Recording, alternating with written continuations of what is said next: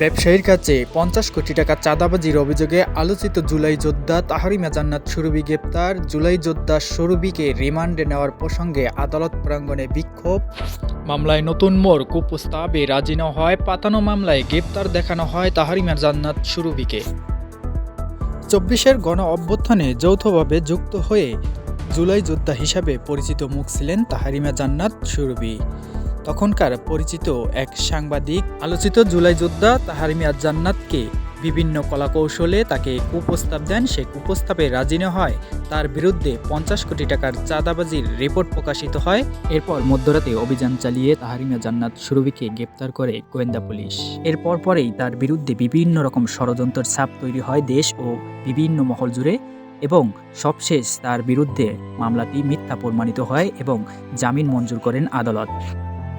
Desk report, news desk, Dhaka.